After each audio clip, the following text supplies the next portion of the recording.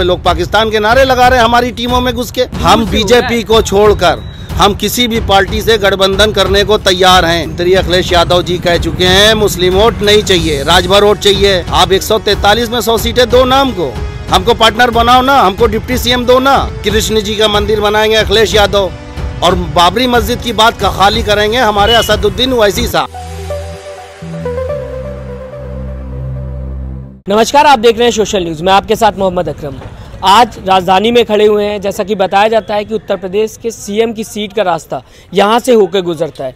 बात करें 403 सीटें हैं पूरे उत्तर प्रदेश में। ऐसे में एमआईएम कह रही है कि 100 सीटों से हम चुनाव लड़ेंगे। क्या सच में 100 सीटों से, जैसे कि एमआईएम से बात उठी रही कि हम किंग मेकर का काम करेंगे और शायद अगर हो सके तो किंग भी बन सकते हैं, क्या वो हकीकत में तब्दील होगा? यहाँ हमारे साथ एमआईएम के प्रत्याशी खड़े हुए हैं, असलम मुनीर साहब। उनसे जानने की कोशिश करेंगे। पहला सवाल कि क्या 100 सीटों से एमआईएम किंग मेकर का काम कर पाएगी कि नहीं? मैं सर आपसे जानना चाहूँगा, जैसे कि आप सब लोग बोल रहे हैं हम किंग मेकर बनेंगे, बाकी पार्टी आपके साथ नहीं है, आपके साथ जो हो रहा है वो दूसरी पार्टी में चला जा रहा है, कैसे बनेंगे आप लोग किंग मेकर? हमारे साथ जो है हमारे बगैर कोई भी गवर्नमेंट नहीं बनेगी। एमआईएम के बगैर कोई भी गवर्नमेंट इंशाअल्लाह ताला उत्तर प्रदेश में नहीं बनेगी। ये तो बात सफा है। लोग इसी से डर रहे हैं। एक दाग भी तो लग गया ना आपके ऊपर। अगर बात की जाए, आप लोग अभी जिस तरीके से काम कर रहे हैं, बी पार्टी आपको बोला जा रहा है, और आपके साथ राजभर थे जो समाजवादी में चले गए, तो उनके जाने से ही दाग लग गया आप लोगों के ऊपर कि आपके साथ के लोग जा रहे हैं उस पार्टी में।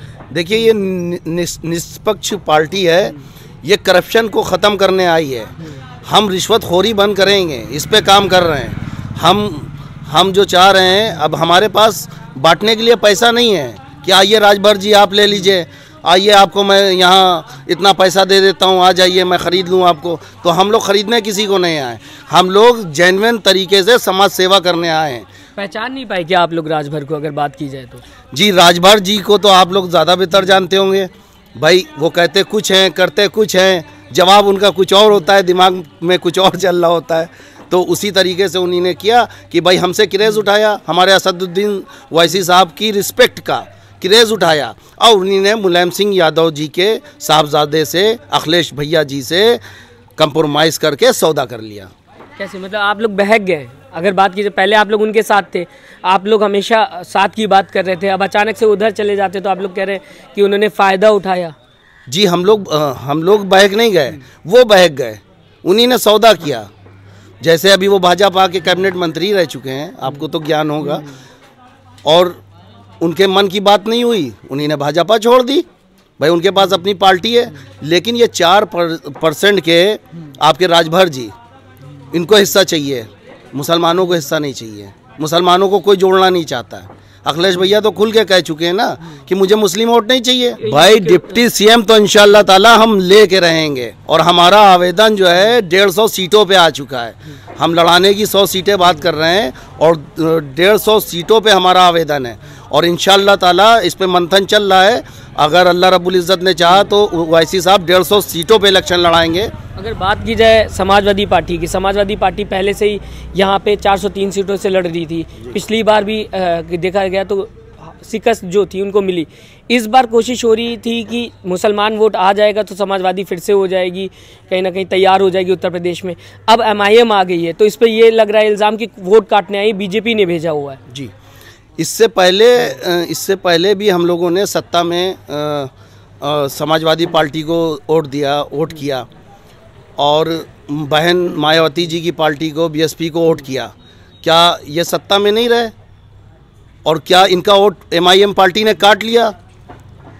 पिछली बार समाजवादी पार्टी तो काटेगी ना, इस बार तो पूरी तरीके से देखा जा रहा है वहीं आप लोग लड़ाई लड़ रहे हैं उत्तर प्रदेश चुनाव की, जहां पे मुस्लिम वोट ज़्यादा है, तो समाजवादी का वोट तो कटेगा ही कटेगा। इस बार साफ हो गया है। तो आप पहले तो ये क्लियर कर दीजिए, ये वोट जो है मुस्लिम वोट मुसलमानों का है या समाजवादी पार्टी का है? नहीं, ज़रूरी थोड़ी ना कि मुस्लिम वोट एमआईएम में ही जाए। अगर आप सबको सत्ता में हिस्सा दे रहे हो, राजभरों को, हरिजनों को, तो आप मुसलमानों को सत्ता में हिस्सा देना क्यों नहीं चाहते हो? बोल तो रहे हैं रिक्शा देंगे इस बार, अगर जीतते हैं तो रिक्शा। जी, सही कह रहे हैं आप। यादव 7% के यादव आप जीत के आओगे, आप सत्ता में आईएएस, पीसीएस और एसएचओ थाने में भेजोगे, और 200 रुपये रिक्शा जो आप दोगे, उस रिक्शे के एवज में हम लोग डंडा खा के 200 रुपए आपके कोतवाल को देते रहेंगे।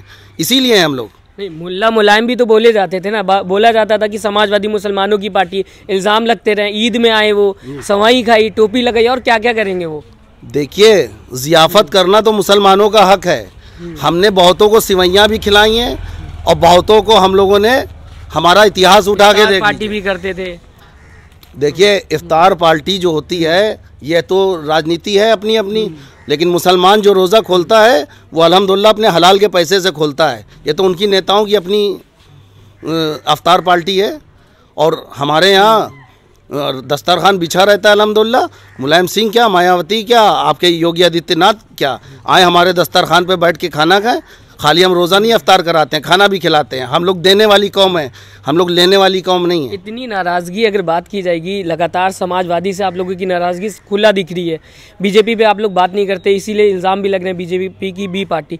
तो क्या गठबंधन आप लोग अगर ऑफर करेंगे, तो अगर समाजवादी करती तो करेंगे आप लोग, क्योंकि आप तो इल्ज़ाम लगाते हुए सिर्फ दिखाई दे रहे हैं आप लोग।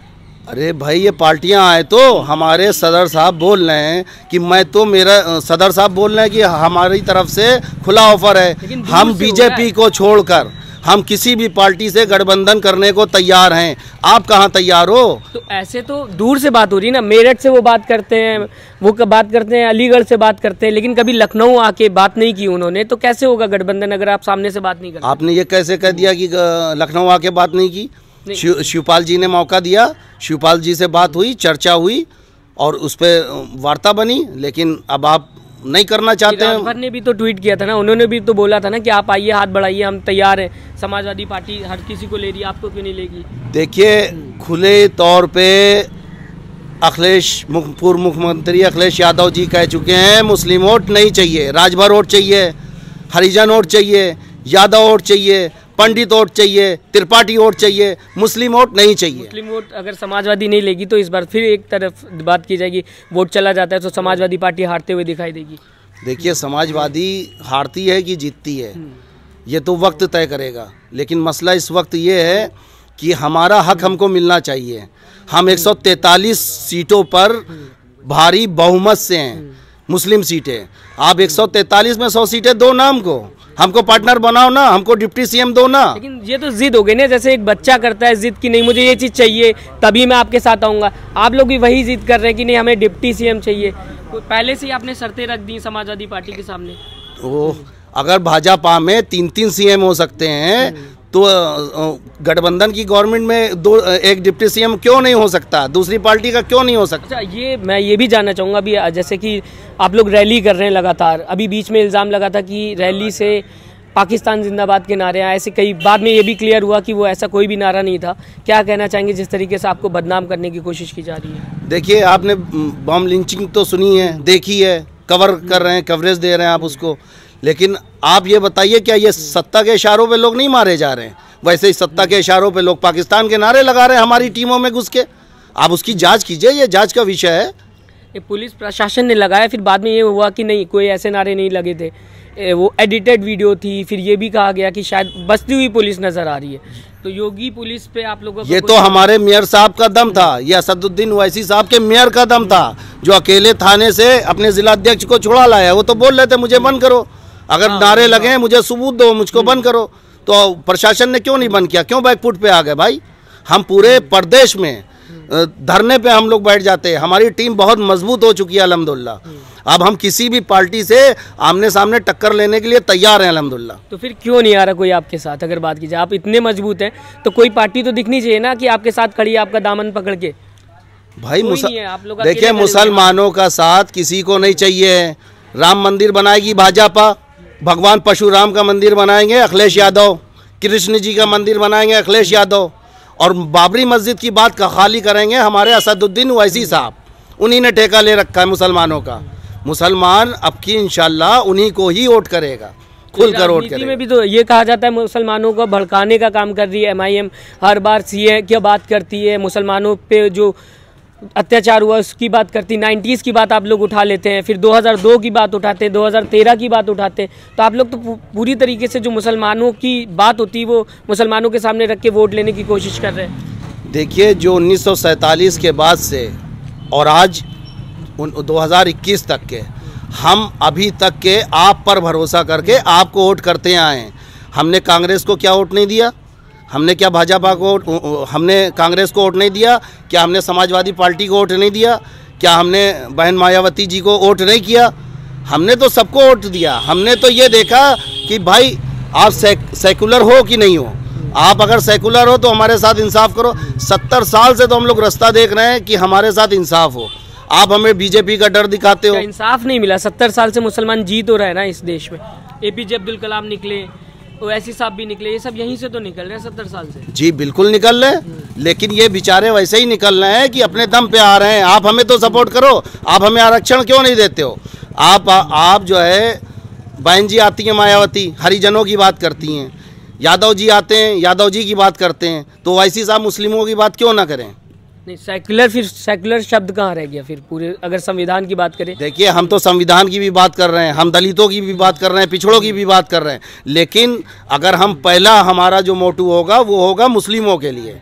हाँ, सत्ता में अगर हम आएंगे तो जैसे दूसरी पार्टियों ने काम किया वैसे हम करेंगे। पहले हम भी अपने आदमी देखेंगे, हम उस पर काम करेंगे, और उसके बाद हम बाबा साहब के संविधान के हिसाब से जो जिसका हक होगा उसको ईमानदारी से दिया जाएगा। तो फिलहाल आपने सुना, जनता ये कह रही है कि इस बार कहीं ना कहीं अगर बात की जाए मुसलमानों की, जो कि उत्तर प्रदेश में बहुत ज़्यादा है, कुछ एरिया ऐसे हैं जहाँ पे 60% के आसपास मुस्लिम वोट जो है वो है। फिलहाल MIM इसी बल पे 100 सीटों पे लड़ना चाह रही है। MIM ने साफ कर दिया कि अगर हम 100 सीटों पे लड़ रहे हैं तो कहीं ना कहीं ज़्यादा से ज़्यादा सीटें हम निकाल के लाएंगे और उत्तर प्रदेश में किंग मेकर का काम करेंगे। आप हमें कमेंट करके ज़रूर बताइएगा, आपकी राय हमारे लिए बहुत महत्वपूर्ण है कि इस बार सच में क्या 2022 में जैसा कि MIM से आवाज़ आ रही है किंग मेकर का काम करेंगे, वो कितना कारगर होगा, क्या वो सच में सफल हो पाएगा? चैनल को लाइक, शेयर एंड सब्सक्राइब करें और बेल आइकन दबाना ना भूलें।